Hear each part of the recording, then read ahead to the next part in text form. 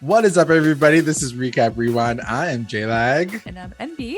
And this episode is recapping and reviewing Riverdale Season 5, Episode 14, and it's called Chapter 90, The Night Gallery, directed by Machen Amick. Yes, Mommy directed this one. Don't forget, guys, stick around for the ending of the podcast because we're going to go through our recap roundups, our best moments, our best lines of the episode. Let's get into it. What did you think? What did you think of the episode? I liked it. I feel like whenever Machen does a direction, she does something like very different. Like they give her the episodes that are kind of like kind of like one-off, like how they told the story. I think we got a lot of answers from a lot of the characters and what they're dealing with. So I kind of like that. Do I feel resolved in some of them? Not necessarily. I'd love to talk to you about like how you felt about all of the resolutions for each of the stories. What did you think? I agree with you. Like, I liked the style of the episode, and actually, like, I just thought it was gonna be like Jughead's episode, and then we get Archie, and I'm like, oh, okay, I guess it's gonna be like Archie and Jughead, but then we get Betty. Yeah. And then I'm like, but then where's Veronica? Like, I kind of felt, look, I'm out here being like, I make fun of Veronica like all the time, but like it felt a little disjointed. Like it was like, but you covered the three of them. Like you didn't even give this girl a chance to like have a backstory. So I left feeling like a little empty with that. But overall, like I did enjoy what we learned from the other three characters. Like we did get a lot of like development.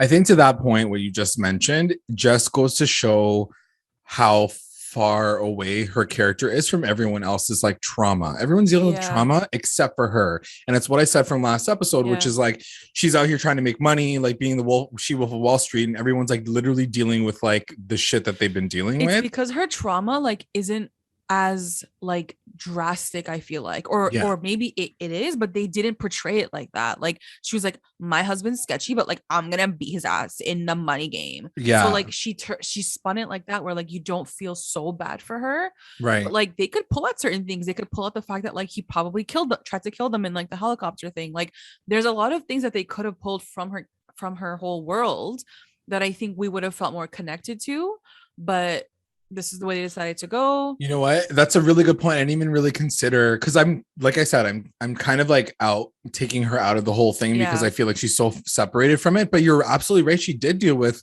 the trauma. He did try to like kill her. Really, they just like scanned over it. They were just like, oh, it's Veronica. Like she'll like be fine. Yeah. And it's like whatever, it is what it is. I really just thought it was going to be all Jughead, so I was getting ready for that, but then they gave airtime to like a lot of other characters, so I was like, okay, whatever. Like, no, you're right. I think that it would have been cool to see some sort of flashback to see, like, I still want to know why she didn't invite anyone to that fucking wedding.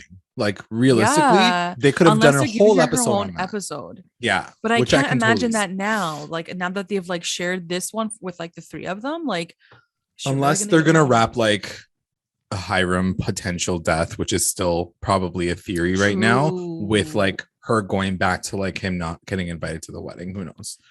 I can see them do like a full arc with her because Hiram's in her life for sure. No, but yeah, like overall it was still good. Like I liked it. It was deep. It was deep. Yeah, deep, heavy shit. Mm-hmm. So right off the top, starting off with Minerva getting to Thornhill. And Cheryl answers the door. She gets inside and she starts it off basically being like, please don't sacrifice me. Like, try to kill me. Like, just show me your paintings and I'm gonna go. So she says, welcome to my night gallery. And she starts off with her first painting, and the painting is of Archie in a mining outfit. Like, I know we already talked. Like, how would Cheryl know any of this? I mean, like, guess she knows about the mining story. I guess the mining one, but like even the Betty one and then the Jughead one, I was like, how would she have known? Like, unless they recapped their life with her. Yeah. Like, is this happening like after the fact? Like, is this happening like a year later or something? Right. I don't know. Just be like nitpicking like little things like that. Yeah. I mean, I guess people were saying that because I think you read out the synopsis of the actual movie, which was like a spin-off of the Twilight Zone. So like the way they go through every painting is like another story. So I guess they were just trying to fall more into like that storytelling style. And she was like, I have all these stories to tell you. But yeah, she has like all these paintings like perfectly ready for her to like tell a story about. The first one is about Archie in a mining outfit, and it transitions to Archie at a therapist, Miss Dr. Winter's office. And he talks about these nightmares that he's been having. As we saw from last episode, he's been seeing things. And he says that his nightmares have been vivid and confusing. And she tells him, like, you can get on some anti-anxiety meds, like maybe that could help you. And he's like, nah, no meds, no meds, no meds. I'm like, okay, chill. And so she says, like, let's try different therapy. Maybe we can try hypnotism, essentially, is what it is. Like right now in this moment, like exactly. Close your eyes. So she's like, gonna do that. Beep, bop, beep, bop, beep, bop, beep. And he talks about Private Butler, who is Bingo, aka Bingo. That's his like nickname. And he just feels guilty. He's like, I let him die. I was like, you know, in the trenches while he was in no man's land, and he just died. And she tells him to tell the full story so he feels a little bit better. Then it cuts to Archie, Frank, and Eric having dinner at home or breakfast at home. And he finds out that Eric is on meds right now. And he's like, yeah, that's working for me. Like, she's got me on this med regimen. And Archie's like, are there any side effects? And he's like, no, like, I'm good. And Archie's kind of like, okay, interesting. Mm-hmm. Then it cuts to Cheryl, like, just popping right in. Like, she doesn't even knock the door. She like literally just walks right into the kitchen. Yeah. And she asks for their help to mine palladium because she finds out that there's the palladium. She's like, basically everybody in the town knows that there's palladium underneath my maple groves except for me. Like, yeah, what the fuck? Just as an aside, her jacket was everything. I love that, like, chine, like, you know, it was like that blue and white, like the what is it called, fine china like look, like where it's like that. Anyway, beautiful jacket. Look at it. Oh, wait, let me pull it up right now. Yeah, okay, it's so gorgeous. Anyway, so she talks about the fact that she knows about this palladium now, and she needs to get someone to help her dig it out. And so she goes to Archie, and she's like, maybe Archie and construction workers can do it for her. And he starts off by saying, like, I don't know anything about mining. Yeah. And she's like, you basically do like every other job, so I'm pretty sure you can figure out what mining is.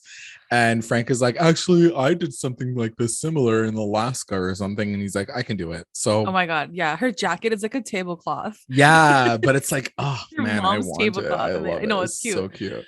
I have to say, she's so extra, but she's amazing. Like, she pulls you back in to be like, this is Riverdale. This is Riverdale. She's like, you're a firefighter, you're like a dog saver, you're this, you're that. She's like, why can't you do one more thing? I'm like, yeah, why can't you do one more thing?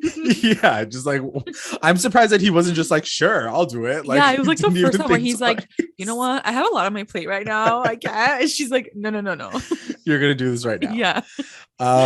So then it cuts to everyone taking a break. So they've already been in the mine. Oh, sorry. Before they go in the mines, she has all of them kind of outside. She does like a little prayer. That's cute. Yeah. It shows everyone. It's like all the boys, basically, like Reggie, Fangs, Kevin. Now, like, this isn't the same mine as the Greendale mines, right? This is totally different. No, they're not connected. It's not. From what I can tell, yeah, no, I think it's like in her maple groves. Yeah. I thought maybe they're like connected by like the underground tunnel. Maybe by set. Maybe it's the same set. No. It looked different. Yeah, I'm sure it is for sure. But... So she says the prayer, they all go inside, and then it cuts to everyone taking a break. Like, it's, I guess, time has passed, and everyone's taking a break in the trailer at the construction site.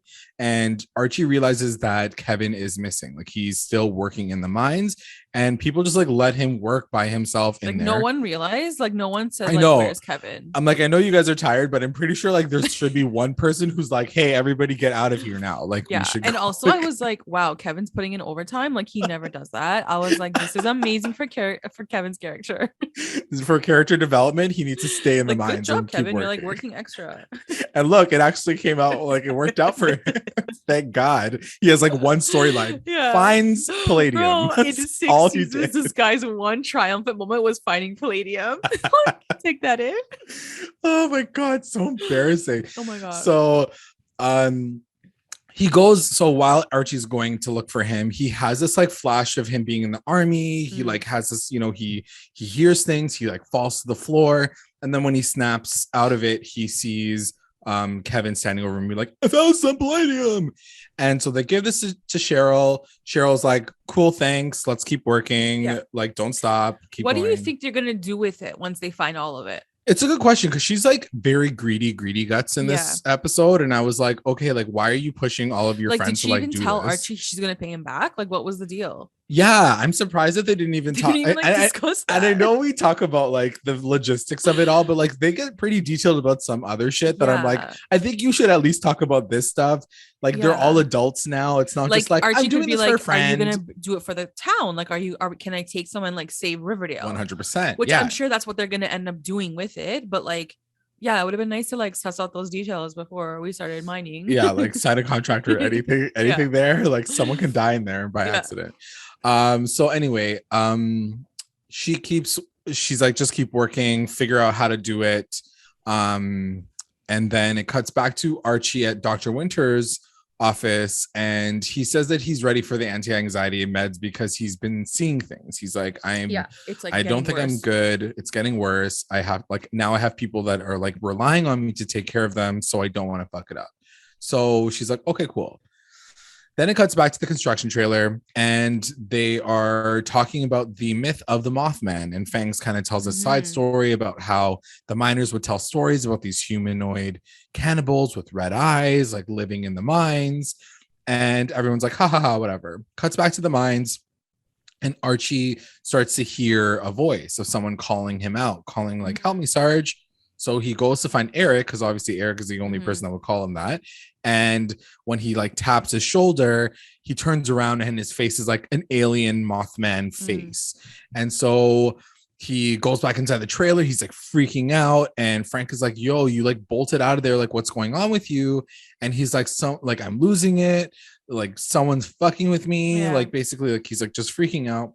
And he goes back to the therapist's office, like so enraged. And he's like, what the hell did you give me? You're giving me hallucinations. Are you working for the government? Are you working for Hiram Lodge? And she's like, bro, I'm here with a patient. Like there was literally somebody the shit out of her. She's like, get the fuck out of my office. Get the fuck out of my office. And like she even was about to call like the police.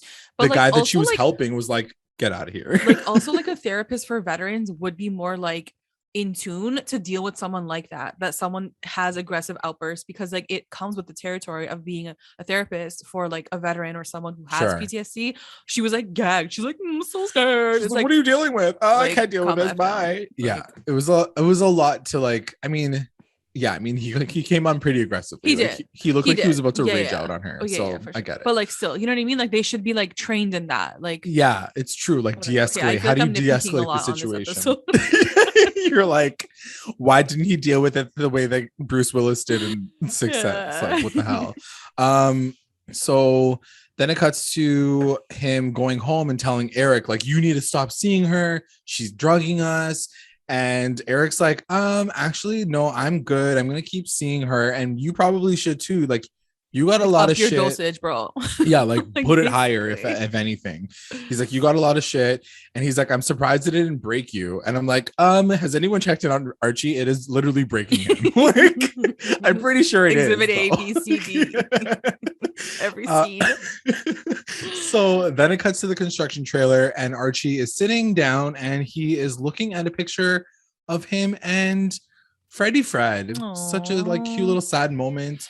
Can I quickly just interject here that the idea of taking medication, right, to fix your anxiety or to fix your trauma or whatever, like I was like, oh my God, are they going to go down this path? Because like the way like Archie looked at the medication, like he was like, and I was like, oh my God, like, is this going to be his next storyline? I'm like, that would be crazy. Like, to show that maybe like it can't always fix everything, like medication can't fix all, right? But like again, I was just like, I feel like I'm going way too deep into this show. Like it's Riverdale. Like he just took the meds. Like you think that he would get addicted to it? Yeah, like, or like I thought that could be a potential storyline for this next like journey of his. Fair. You know, because it's like it's a very real like thing that could totally happen to someone, right? 100% people getting addicted to like any like antidepressants for sure. That's a huge Having thing. said that, like I'm sure they have to sort of like tread carefully where like they can't give the wrong message completely. Like the writers, like they can't just be like, don't take medication. Don't take meds. Yeah. Right. Like exactly. they have to sort of be in this middle ground of like, do what suits you best kind of thing. Right. So, but I thought that could be like, it would go there, but then it didn't go there. And because you're absolutely right. Like they kind of went in this whole thing where he's like so apprehensive to take them. And then he like takes them. I think that's so why I was thinking about that. And then like the shot of it, like close up, I was like, oh, I'm like, what's the meaning? And then really happened. So like just too deep watching the show. I'm like Euphoria, and this is not Euphoria. Like exactly. So back at the construction trailer, he's looking at this picture. Frank comes in and he's like, so I'm glad to hear that you're doing better, but like maybe you shouldn't come back into the mines. Like you went cray. So like just take a minute. Chill. Take a Kit Kat. He's like, take a break. So he even says, he's like, do some like paperwork, like just go on the side. And he even like, the next scene is him like stoking a fire in front of the mines. Like he didn't tell you to like cook a fucking chili in the middle of the fucking woods. So as he's stoking this fire, Archie hears like yelling from inside. So then he's like, oh shit, I should probably go inside. Like, gotta go. So he runs inside and everyone is like losing their minds. This was trippy. I was like, literally, what's going on? Because that's the thing. I'm like, so much of it is like they do a lot of like dream sequences. Yes. So you don't know especially like if he's tripping out or if it's like real or not real. So you're sitting there being like, is everybody really freaking out right now? What's his name? Like Fangs comes up to him and he's like, I'm hearing voices, like something's happening. Reggie like runs into him and he's like, I'm seeing monsters. There's monsters in here. And then he finds Eric and Frank and they're basically like strangling each other. Like Eric's like trying to kill Frank. Basically. He's trying to kill him. He's like, you're the devil. You're the monster. And then he tries to attack Archie. And then Frank is like, yo, there's like gas down here. Like we got to go. Like everybody's losing it down here because of like gas. So they go and tell Cheryl that there's gas down there, probably carbon monoxide. And Cheryl's like, cool, I'll figure it out. Which I didn't know that carbon monoxide makes you like delirious. Yeah, I mean, I think it does. It just like killed you, like suffocated you, and like you died. I think it does suffocate you, but I think that if it's like constantly leaking, it does have that effect on you, like while you're conscious. Wow. Anyway, I don't know. Crazy. I've never been monoxide poisoned, thank goodness, because that's scary as hell. Then it cuts back to the therapist's office and he's basically like, so what happened was I don't blame you anymore. I am sorry what happened and I tried to yell at you and accuse you of poisoning me. She's like, this isn't really working for me anymore. Yeah, she's like, I think we're gonna have to break up. So she basically does say like, I don't think I can help you. I think you're kind of like dangerous to other people too. See, her saying that to me, it upset me because again, like you're a therapist for someone who's a veteran. You should know that this is a part of the role that you're playing. They are gonna have tendencies of violence. Like you can't just be like, I'm scared right now. Like I can't see you anymore. I can't deal with you. What kind of messages that sent to him that he's like an outcast, like he's like a freaking weirdo? Like it's just like it didn't hit me right. Like I was like, no, I'm like, that's not. No, it was pretty fucked up the way that his story ended because then it ends. I didn't think that's the thing. Like it's not like he goes to find another therapist. Yeah. Like that's it. I didn't like that. It was a weird depiction of therapy, and I did really respect him to even go there in the first place to be like, I have a problem, like I need help. Yeah. And then this is how you guys kind of like switched it up on him. It just didn't sit right with me. Yeah. Of course, we as adults like no, like of course there's more options for you. Like that's not the case, but like someone who's like younger and watching this and like who maybe was thinking of getting there, like to see that on screen like is a little like, can't help you. You're too much. Goodbye. Yeah, like it's a little up. Like yeah, you're a therapist. You should handle like most things, especially if you're a therapist for veterans. Like he's literally saying, because at one point in time he's like, I used to just see Bingo, now I'm seeing like all of my platoon and then dead. He saw all of them. I was like, and then they're like all behind her. God, and I was like, oh shit, it was pretty fucked up. And yeah, she literally says like, I can't help you. And I'm like, wow. I thought at one point she was gonna be like, you should check yourself into like an insane that's time. what I thought too. Yeah. And I was like, they haven't gone there with him yet, but like why would they need to go there with him? I don't think it's fair to go that far for someone who needs help.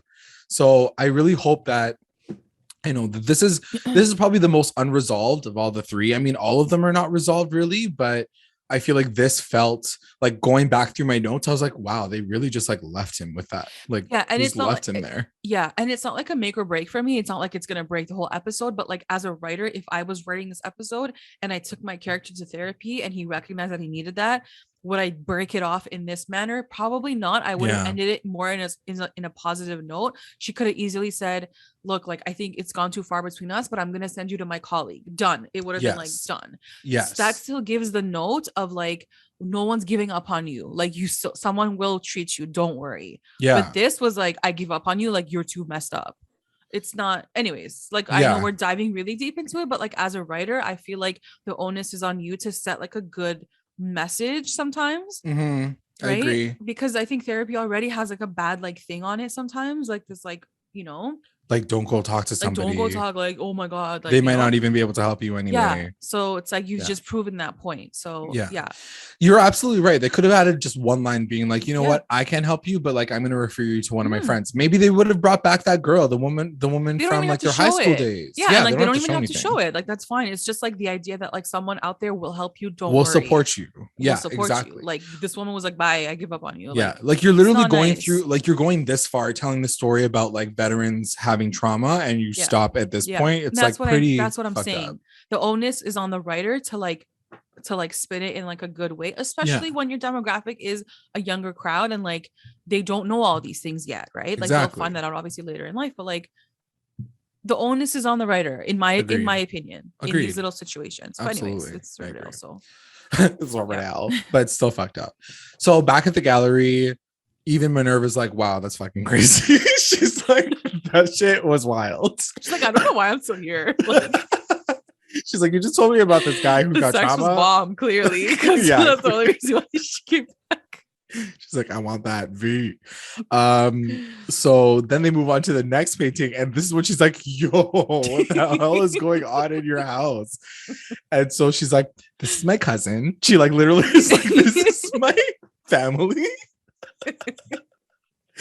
She's like, I'm out, man. So and it shows like Betty basically like in blood and holding a chainsaw. You know what this reminded me of? Did you ever watch Tales from the Crypt as a kid? Ever? No, I don't think so. It had that vibe, and even showing that picture, I was like, oh my god. And then it goes into the story, very that vibe. Anyways, so then it cuts to Pop's diner. This is probably right after they kidnap the guy, like Tabitha and Betty kidnap the guy. And Tabitha doesn't feel very good about it. She's like, we should probably take him to the fucking policeman. Like, I don't know, like take him to the FBI. And Betty says, like, if we do that, then they're going to cut me out of the investigation. I'm not going to find out with my sister. Like, let's like, I'll deal with it. You can stay out of it for now. Yeah. Like, how about that? Like, you can stay out of it and then we can figure out things after. Tabitha's like, okay, well, holler if you have any troubles, just let me know. Then it cuts to Betty, and she's at the school garage. She's literally keeping the serial killer. Oh my god! At the school? The school garage. Like, does she not have another place that she can store this guy? Go to the bunker. Like, go anywhere else. Like, why? I feel like the bunker set was being used for Jughead storyline. Yeah, they're like, we can't put them both set. It was the same set. Did you notice the little that? hole? Yeah, the hole. Yeah. It was the exact same thing. Yeah, so annoying that she brought him here. I was like, okay, fine. And he even says it. He's like, you took me to like a shop class. Like, he's like, where am I? And so she's trying to figure out like who he is. And he's like, I have my rights. I'm a United States citizen. And she's like, you're not in the United States anymore. You're in Riverdale. Welcome to the trailer that I'm going to put this line in. And so she says it, and then he's like, you're crazy. And she goes on to say, like, you know, oh, you're crazy. Oh, yeah. You're the one who pulled a chainsaw on me and I'm the crazy one. Exactly. I'm like, bro, chill. Like, you guys are both crazy at this point. Yeah, at this point you're both the same person. Her scenes make me really uncomfortable because like I feel her falling down and down and down, and I'm like, it makes me uneasy. Do you feel that way when you watch her scenes? You know, I know that you've mentioned it before. It's not that I feel uneasy. I know where they're going with her. I feel like because she's standing up for something that is like good, like she's trying to find her sister, she's trying to find these murderers, I don't feel as bad about it. I feel like years before when she was going through her darkness and she was about to kill that person that one time, like whatever. I feel like those times I was like, oh shit, she's like going too heavy, too fast. Yeah. But she's an adult now. She's trying to like get this vengeance. It felt like very much like a movie J-Lo would be in, like torture kill a serial killer to like find her daughter or something. You know what I mean? So I get what you're saying though. Like, it's obviously you shouldn't be a killer to kill other people, but it's I'm totally down for it. I'm okay with it. And no, like, I'm down like for it. I'm like, oh, what is she doing? Yeah. I do feel like this episode, which I really enjoyed actually, was like it was teetering between the fact that she has these like serial killer genes, like these Black Hood genes, and the things that she says to him later. I'm like, ooh, she's like really like it's unlocking pieces in her. So to your point, like I feel like I'd probably be afraid of her going too far, but at the same time, like, it's Betty. I don't think they would ever make her like this next serial killer of Riverdale. I mean, it's possible. Like you're like, so I'm like, that's my money. My money's on that. I mean, I could totally see that happening actually now that we're talking about it. So you're like, wait a minute. I'm like, she could become Dexter. Like she could become Dexter. Yes, I think that's sort of the spin on it. Yeah, the vibe. I could see that happening. Well, Dexter remake is coming out, so Betty, you better hurry up. So she's like, I'll talk to you next time, and if I can't get anything out of you, like, we'll get creative. So she basically threatens him. She brings back these pictures of the girls that were missing or dead, and she shows the pictures one by one, and she starts off with like Polly, and he's like, I don't know, like she kind of looked familiar for a second, but like no. And then she goes to like the woman that went to go see her in the beginning of the season, the one who like lost her daughter. She shows that picture, and she was like, oh yeah, I know that girl. I buried her body like underneath this tree. So then it shows her digging the like whatever under the tree. She comes back and she was like, you fucking psycho. It was like it was just dog bones. And then he kind of figures out who she is. He's like, oh, Agent Cooper, like what are you gonna do now? And he tells her that there's rumors of a woman who's an FBI agent who's looking for her daughter on the Lonely Highway. So like she's already like known to be in that space. And he's like, I don't want to talk anymore. And then she goes on to say, like, why did you start doing this? Like, why do you enjoy like kidnapping girls? And he's like, I wanted to see how it would feel. And it's no different from hunting with my family. And she's like, these people are not animals. They have families too. And then he goes on to say, like, no, they're just prey. So obviously he is a killer. Yeah. At this point, it's like confirmed that he's a psycho killer too. Whether or not he is involved in Polly's murder is like still the question mark.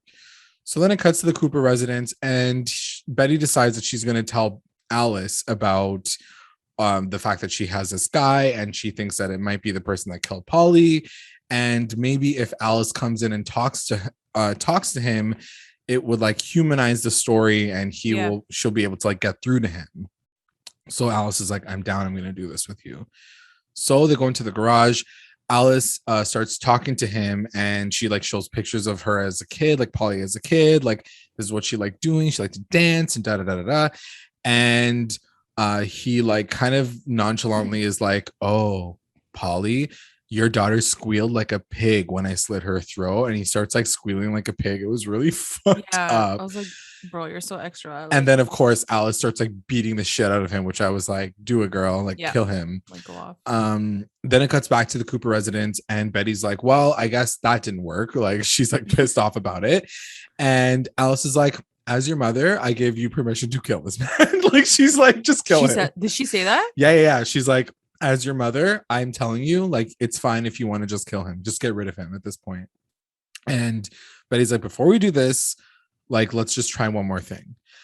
And so then it cuts to the garage again, and she's like, I've kind of come to terms with the fact that Polly's dead. I just want to know where her body is. And then he's like, no, I'm not going to tell you. And she's like, okay, I'm going to carve your body into little pieces, and I'm going to make you suffer through the entire thing. She literally goes through like the details of like cutting his body part, cauterizing the wound, cutting another body part, cauterizing the wound, and like letting him suffer through it all. And as she leaves, he's finally like, no, wait. And then he's like, does your sister have a tattoo and go by the name of Patty? And then she's like, yeah, that's her. And then he's like, I forgot. And then he like doesn't tell her the rest. And then that makes her like spiral. She like gets even more enraged. And then she has a memory of her time with the TBK in that hole.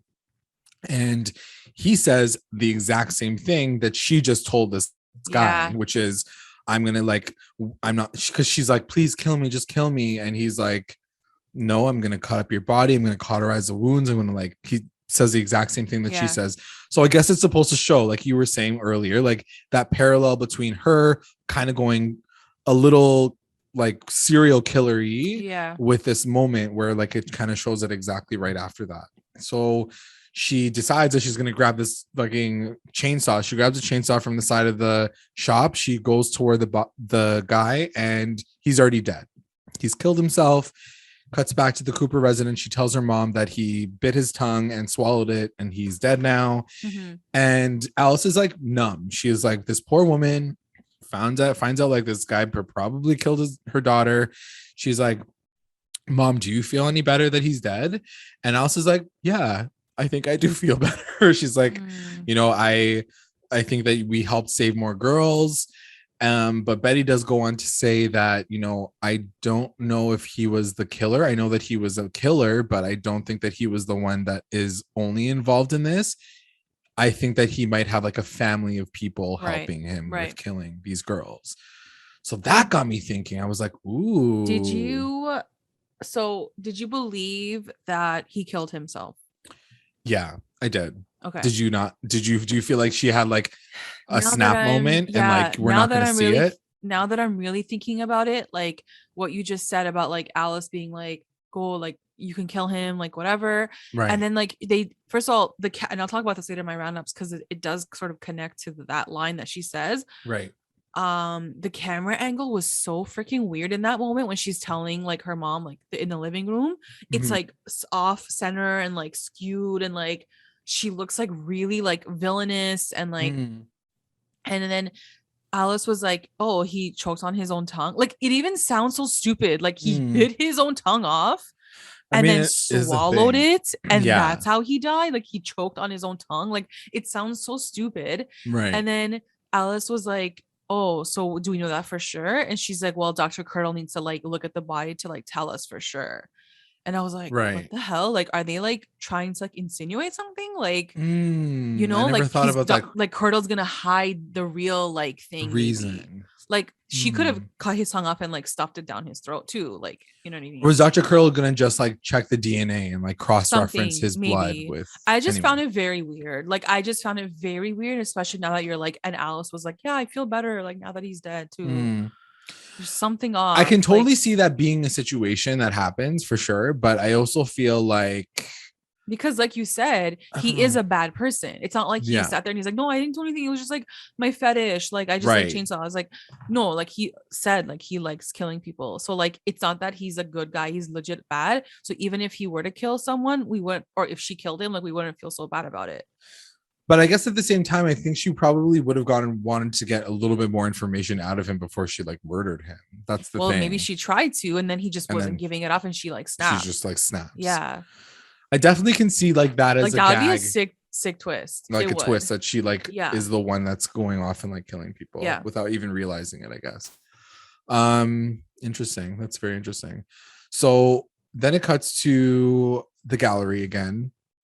Final picture, it's a picture of Jughead on a throne with rats, and Cheryl goes on to say it's about the stories that we tell ourselves and surviving and addiction.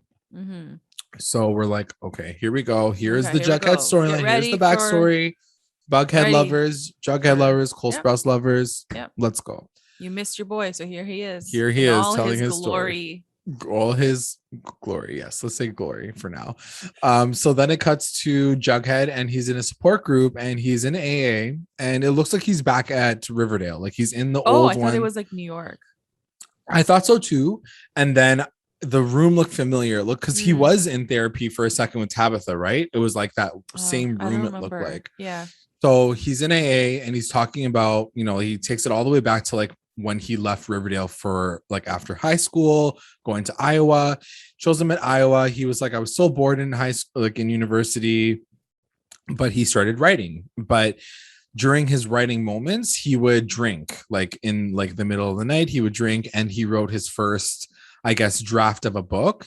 And Sam is who becomes his agent, mails him back and is like, I want to meet you, like come to New York and I'd like to meet you. Goes to New York and he signs him. He's like, congratulations, like you're part of the family now. And then Jughead and Betty are on a phone call and he tells Betty. It was a really cute moment where you see Betty like being told that he gets this agent, and she even kind of checks in on him and is like, oh, like, are you like gonna celebrate with all your friends at Iowa? And he's like, yeah.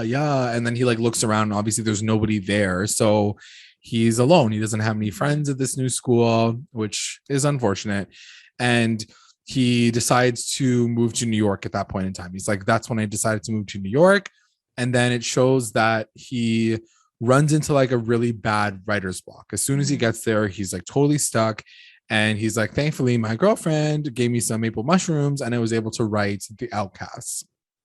That's my first problem with Jughead's story is that right there. Like your first problem? Yeah, my first problem. Because it's like, so he's the hero, right? Of his own story. He wrote his own story, but he had to write it high. Yeah. Like what does that say what does that say? Like you couldn't even write your first story? You couldn't even write your first story without getting high. Yeah. So are you even a good writer? Exactly. I mean, and I think that's the unfortunate part of this whole thing is like they put him on this path of like being this big writer. He's narrating all of Riverdale season 1 to now. You're assuming that he's like writing this amazing thing coming from the heart. And I think we talked about this too. Like he basically had to get high to write the second book too. Like when he was chained in the basement. If he had to write the second book high, I think I would have been more like, oh yeah, like he had writer's block. Like it just didn't happen like the first one did. Right. But like the first one you had to get high too. So like how talented are you then? Like you need something to push you over the edge to be able to write. Like shouldn't it be coming from you, like from writing properly? Yeah, exactly. I just don't get why the writers like went that way when like they want to put him on a pedestal. Like he is Jughead, he is the writer. Like why do that to him? Why give him that crutch of a thing? I mean, I guess it goes to show like it all wraps into his trauma later. Like he's addicted to like doing drugs. He's doing, it just sucks that that's part of his origin story because it makes me question how good of a writer he is, Fair enough. That's totally fair. Yeah. So he gets his book out. The agent loves it. He's super happy for him. And he's still like steadily drinking. Like he's like the drinking problem never went away. And it comes up to kind of the night before his release party. He messages Betty and he's like, you're going to come. Yeah. And she's like, I would never miss it. And then kind of he's like, and then this is kind of when I started to spiral.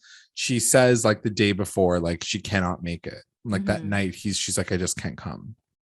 And just as a side, because it doesn't talk about it later, do you think that they're going to go into the reason why she cancels on him? Like last minute? I wish, I guess, I don't know. Like that was another thing that I kind of missed because she knows how big of a night it is for him. Right. So for her to just be like, I can't come, like say, I wish they had just put something in there like, hey, I can't come. Like I need to like see my mom for like a night or whatever it is. Right. Because it is a big night for him and she doesn't, and we don't get that reason. Yeah. I don't know if they ever will go back and explain that though.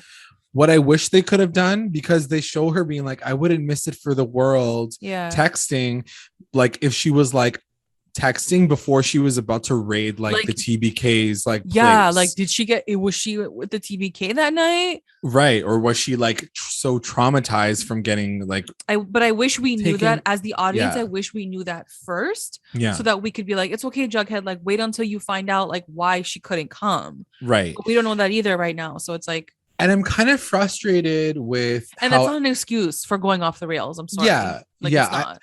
I was a little frustrated. I felt like it was a bit of a weak reason. I mean, we can talk about it because kind of see where they're trying to go with his character. The fact that he felt alone through the entire experience and all that. But I wish that they gave us a little bit more as to why like Betty wasn't there. Like if they're trying to bring Bughead back, they need to like dive a little bit deeper into that story. Even when they meet 7 years later, when they come back to Riverdale, like when the season 5 begins, they have a whole conversation about like, she's like, oh yeah, like when you left that message, I didn't think that you ever wanted to hear from me again. I'm like, he didn't pursue her again.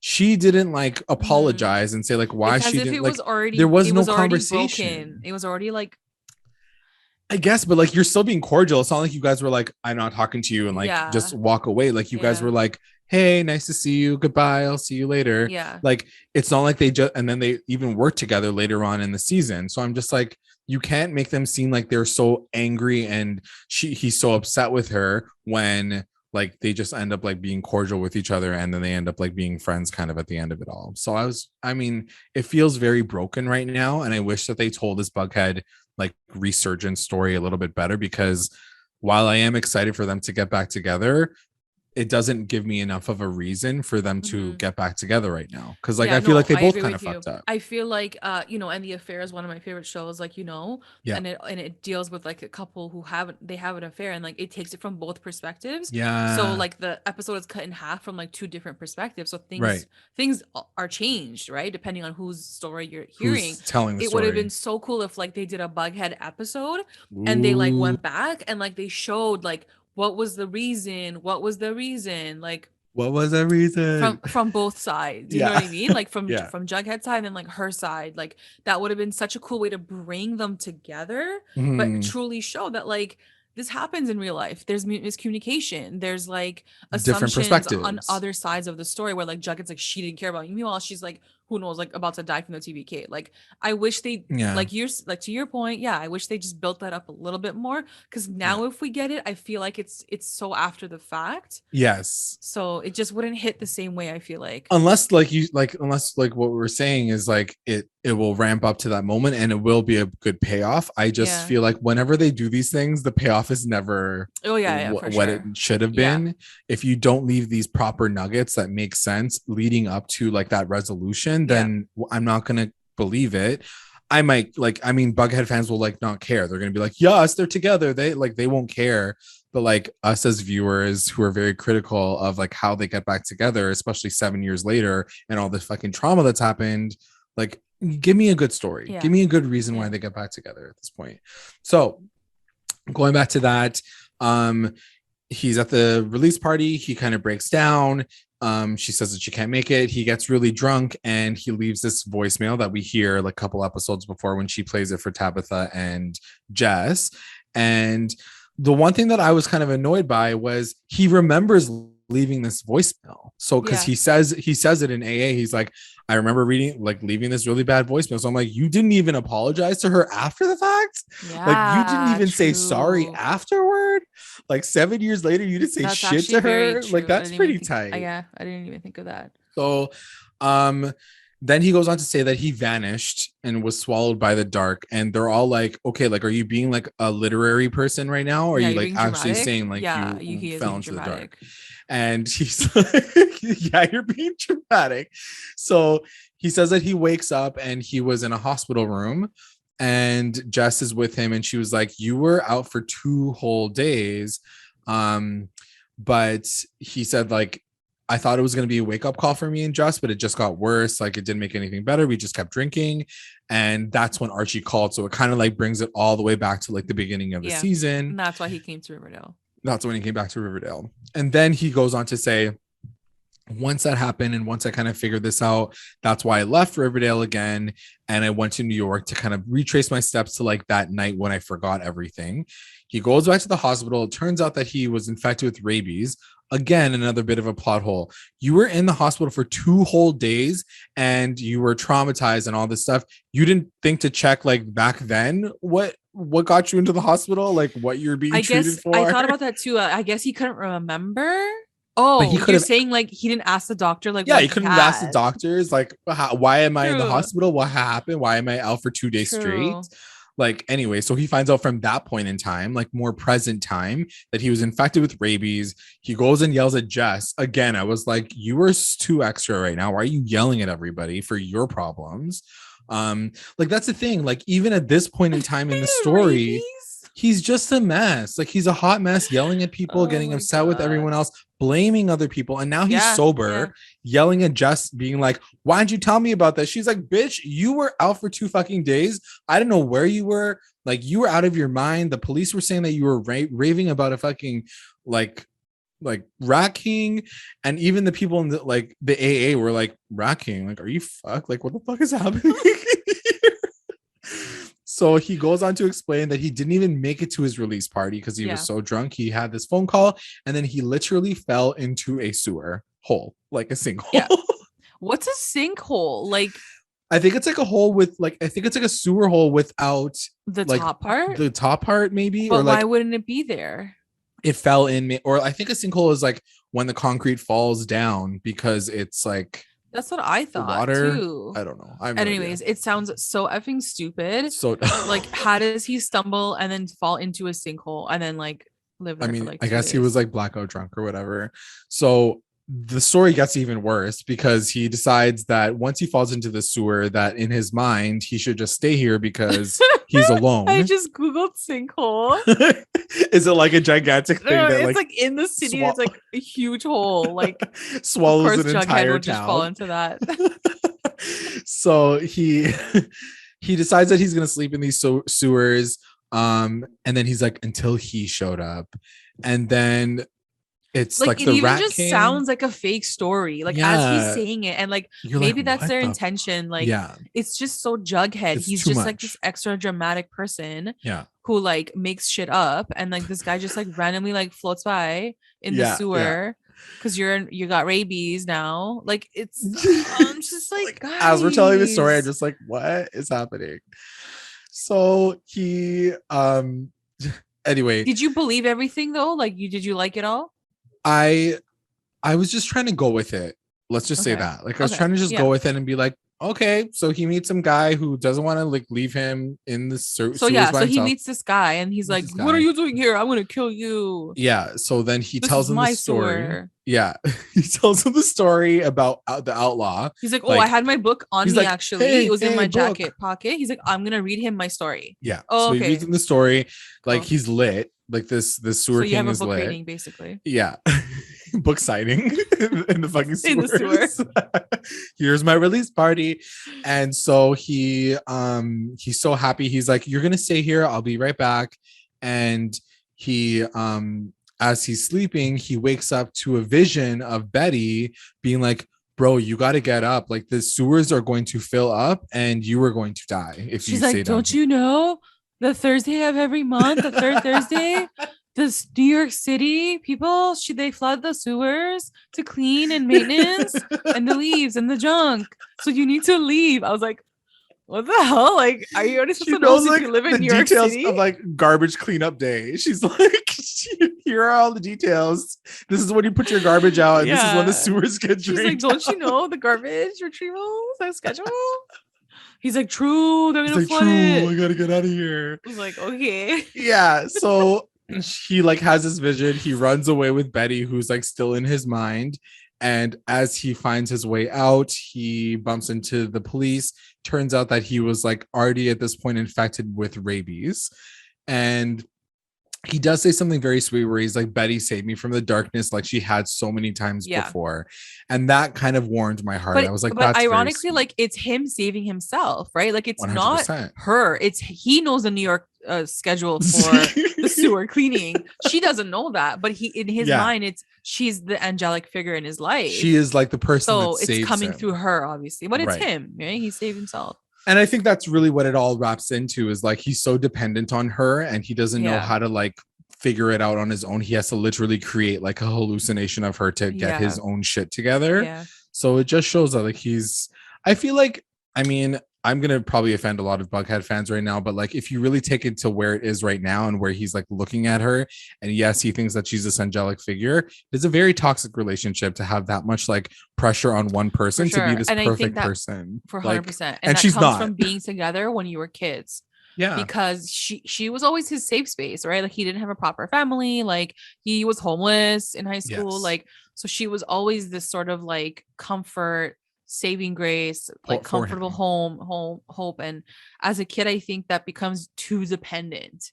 Yeah, You know, and it creates this like really thing. So I don't know if it's a healthy relationship now. No, not at the moment, for sure. Like he's got to work that shit on therapy for sure. So cuts back to AA, and everyone's like, so what a part of this story is true? Like, what is this? Like, what's real? What's not real? And he's like, I had to go back to the alley to find out like the real, like what happened for reals. So he goes back to the alleyway, which is now like covered, like the real sinkhole is covered. He's but they repaired it. They repaired it, so like I didn't fall into it again. But I found a sewer grate, which I jumped into. Oh, okay. Okay. Thank you for explaining how you got down into a hole again. Okay, let's move on. So he finds this area. He realizes that he was living there, or he was staying down there. He finds the book that he brought, the Outlaws, and he even sees like scribbles of like the story about the Rat King that he was telling himself in the basement. I don't know. It was very confusing. Oh, so that wasn't real then? None of the Rat King was real. Okay. And he was writing the story of him telling the story about the Rat King into the like margins of the book. Like it was a very confusing reason as to why he even said that. So the Rat King wasn't real. And it turns out what happened for realsies, and I don't know how he remembered this, was he fell into the hole and he couldn't get out because he literally was covered by so many rats that he couldn't even like get out. Like they were covering his face. He was afraid of them like going into his mouth and stuff. So he couldn't even scream for help. Couldn't scream for help. He was like, they're gonna go in my mouth. I am the Rat King. Like I have all the rats in my body right now. So he so that's how he gets rabies. So that was the real reason what happened. So that's the real reason what happened. But then he still decides to like go stay down there and like write the book, whatever. It's so weird. Like, lot. Why rats? Why this story? This is the trauma that we've been waiting for. Like the pigeon lady from Home Alone. Like I would have believed that more. Like he just like leaves and becomes a pigeon lady. Yeah, they love him. I'm into that. Like he just becomes a homeless person. And he lives like on top of the orchestra. Like that's so cute. Waits for a child to help. Save Christmas. So anyway, this is when he says the rest of the story, and it kind of brought me back to the middle. Like it caught me like almost to the middle of this, like where I felt like this could be a good story. And he goes on to say, this is when I realized like I was so alone. Like I basically created a figment of my imagination. I was by myself. I was literally relying on Betty to be like the only person to show up for like one of my happiest days ever. Yeah. She doesn't show up, and like my whole world was shattered. And he's like, and nobody missed me. He was like, I felt like no one missed me. That was sad. I felt bad about that too, but I was also like, okay, quickly, side note. Where was Jess? Like throughout, like, I guess she couldn't find him. Like she was looking for him, I guess. But like, did they go to like the release party separately, even though they were living together? Like, I was very confused by that too. I was like, did she just like up and leave him alone? We're not supposed to ask. We're not supposed to ask these questions because it's Riverdale. What I was gonna say is, instead of, and again, it's like, woe is me. Nobody cares about me. I feel bad for myself. Alone. Yes. Sorry. What did you do in those 7 years to cultivate your friendships and your family, like relationships? Did you call your friends every day? Did you check in on them? Did you say, don't worry, I'll come to Riverdale and I'll hang out with you. Like I'll make time for you. Did you work on any of those relationships? The answer is no. And then one day when you have success, you're like, where's everyone? Well, bitch, everyone got their own life that you didn't pay attention to. So what? The world's supposed to feel sorry for you now? And also, it's just like the fact that he didn't have friends in Iowa. Like, I know that these stories exist. I know that there's people who go through life feeling lonely and not have these people. So I don't want to like discount the fact that this is definitely a possibility, especially with the trauma that he has had. Probably not easy for him to make friends. He barely made friends with Archie. You know what I mean? Like Archie only became his best friend because like he felt sorry for him and he wanted to take care of him, and he was around people in Riverdale who just like loved him for who he was. Serpents? You had all the serpents behind you. You could have messaged them. You could have been like, guys, Southside Serpents. Like you could have been like, hey, like I'm having my books. Like if you work on the relationships that you've built over the years, people will show up for you. Yeah. Like I don't believe that they won't. So it's like you just gave up too, and they gave up too, and that's what happens in your life. Like things just kind of fall apart. And I guess also, I mean, I guess we have to go back to the fact that like you made a good point about the serpents. He also talks shit about everybody in the book. In the book. Yeah. So there you go. Like there you go. Like you kind of sold yourself out, and then you're wondering why I'm alone. Well, you done fucked everybody up. So yeah. So I honestly like, and I know people are listening to this podcast, and I'm sure they love Jughead, and you know, I think there's great qualities to him and his character and his story, but this I don't feel sorry for him in that regard. Like I really have a hard time feeling sorry for him. Like he, like, just as much as other people mess up, he did too. Yeah. And then you're sitting there like, where's everyone? Well, I do feel like he's battling a demon that's like greater than himself. He's like, his dad was an alcoholic. He's dealing with like that historical trauma and shit. Better too. And then like they had a really good relationship. Like they had a really good father-son relationship. So it's like, of course those traumas are still going to be a part of you, but like at some point you got to be like, where's my life now? Life is good now. Like me and my dad are on good terms, or like whatever. And going back to that, where was his dad? Where was Jellybean? Your mom. Like, how come they couldn't come to New York to see him for his signing party? So like it is unfair because you're right. They didn't make him seem like he was this crazy villain, but at the same time, like he's just like, woe is me. He's basically like season 1, like Jughead in like New York, basically. And even season 1 Jughead, I feel more sorry for, because he's a child, because he's a young kid who is lost and like doesn't have the right things to steer himself in the right way. And at that time, his dad was a drunk, and his dad did leave him like on the side of the road. So like, I definitely felt sorry for Jughead like at that time. But now you're like an adult, like you should be you have an opportunity. You should be a little bit more like like a stronger. Like you went to university, like you had this experience, and like you're still in this like woe is me like tone. It's just like you had a girlfriend. Like that's the thing. There were parts of this I'm like, leave him. Like if you want to write that story about him being alone, then leave him alone and make sure that he cuts all those ties. So then we can be like, wow, so believable. Like he was obviously like so lonely. He cut everybody out of his life. But he had a girlfriend. Like you said, he had his family. His family never showed up for the fucking release party, but like they were there. Yeah, and like the way they make her seem at first is like she's just like a girl on the side who like does drugs with him. But like now that I'm like watching, I'm like, damn, she really did care about him. Like she waited for him 2 days. Like in the hospital. Like, so it's like she's not a waste girl either. Like she actually like cared about you. So anyways, I feel like we're like examining this like way too hard. Anyway, let us know what you think about all three of these stories, obviously. But like, I feel like I would love to know everyone's thoughts on Jughead and where they landed with explaining his backstory, because this is the backstory that we've been waiting for. This is it, guys. We're not getting anything more than that at this point. So it's kind of just like, okay, I guess like now he's gonna repair himself. Like I guess like, and I guess like the only way, and like I get it, and it's fine, it all makes sense. I guess and he does take onus for it at the end, right? Because he is at AA and he is saying that he has to work on himself, and like so he does take ownership of all of those things. There's just little things along the way that he's like, like I was alone, but like very like a lot of those things that we anyways at the end he does say I have to become better, need to help. I need to figure it out. So again, like out of like all the other stories, it kind of leaves everybody hanging to that next part of the storyline. Like they're not all resolved. Even Betty's is not all resolved. We need to figure out what's going to happen next.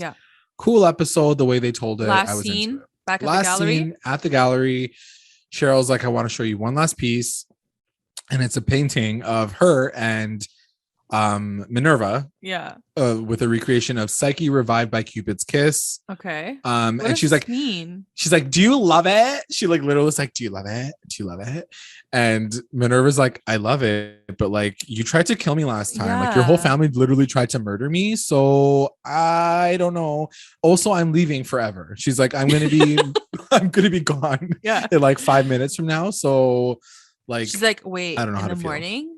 And then she's like, in the morning, like 8 hours from now. She's like, oh, okay. Like, but that's tomorrow. Let's like eat it out.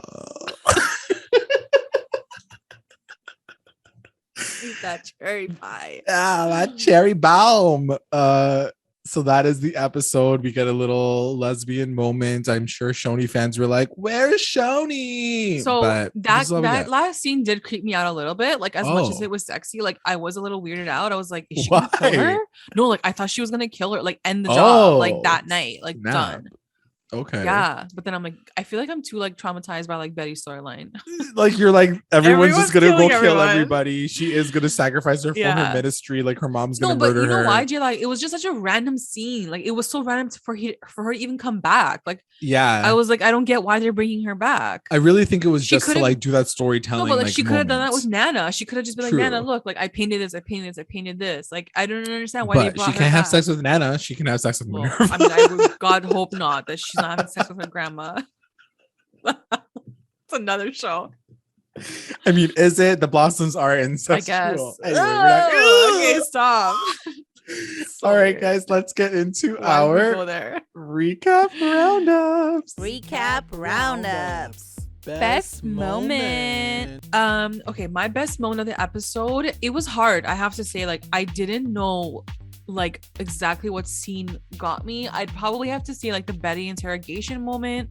Okay. Because it was just like I was like, oh shit, like what's gonna happen? Like it was just kind of like that. But there was nothing really else in the episode that I was like, oh my god, this is amazing. Like living for it. Yeah, like I really wasn't. That's fair. I mean, there were some moments that it's true. I was going through it and the whole episode I think was well done, but nothing was like a standout. Yeah. I guess to that point, I understand what you're saying. I did love the moment where Betty kind of shows up in Jughead's vision. Like I love that what it represented. I love that she like came back and was like, you need to save yourself. You need to figure this out. And that he holds a candle to her all these years later. The frustration is that he doesn't do anything about it and he doesn't know how to resolve it. And that's the most annoying part about this whole story is he never found a way to be like, and then I apologized and then I figured it out. Like nothing, none of that stuff. So, I think what's really hopefully this is what I think will happen is that to him, she's this like angelic light of a figure. Yeah. At the same time, she's dropping. She is going deeper and deeper into the darkness. So like the ironic part is that like for him, she's a saving grace, but right now she's going down. She's going down. What I'm really, really hoping for is that we get this turnaround moment where he pulls her out. Like I need to see him as the hero. I need to stop seeing him as the kid that like needs help. I want to see him be a hero. And like if BUGHEAD is truly endgame, he needs to save her and bring her back. So that's what I'm hoping for. I love that. That's actually, I would love to see that happen. Yeah. WTF moment. What was your WTF moment? WTF moment, just I think in terms of just like the shock was definitely the whole Rat King, like the sinkhole itself. I was like, what the hell is happening? What like, the hell? What can his story get any weirder? And then like the rabies thing, like it was just too many things. Like, it was like too many things. Like that's it. Yeah. It was a lot of things for sure. I wrote down the Rat King as well because I was just like, come on, guys. This is like too much story. Like you guys are building like the craziest backstory for this guy and his trauma. I didn't need to hear the Rat King. Like, I didn't need that word. Didn't need the Rat King storyline at all. Like period statement. Like not necessary. MVP. Who's your MVP? MVP, you know, it's very rare. It's like a unicorn in the field. I'm gonna have to give it to our boy Kevin Keller. Damn, girl. Because he was like, guys, I worked OT and I found palladium. Like it was such a cute moment. And I'm glad they gave it to him. They probably didn't even think about it. I was just like, oh, make Kevin give it to him. Yeah. But like it was cute that like I'm like, he actually did something. He did something. And he one came thing. Through. He did the one thing. And so I gotta give the MVP to Kevin. Like I had to do it. Sure. We trash this guy like every week. So I'll give it. Yeah, that's totally fair. Totally fair. I'm gonna give it. I actually did struggle with this as well because I don't think there was a standout person that was like, you were the best character of this episode. But I gave it to Betty because she did get some answers. She found out that like there's possibly like a family out there. I will say the caveat is like watching how this guy ends up killing himself. She probably should have turned him over to the FBI so he didn't kill himself in the cell, and she would have gotten more answers. That's another thing. Like she doesn't even refer to that whole part of that situation. Like is she asking those questions? Like, oh my god, what is the FBI gonna say now? Yeah, like what was her end game at that point in time? He's gonna basically say like this crazy woman like kidnapped me. Yeah. Unless her intention was that she was never going to release him. I guess, but then it's like, how are you gonna cover it? Anyways, it's just like there's a lot of weird things that came out of that for her, and I think it's gonna come back. Like that's the thing. I feel like one thing that Riverdale fails to remember is like as soon as you make a character do something, there are consequences to it. So you have to make sure that it like follow through. They don't. No, Yes, we know this. Riverdale. LVP.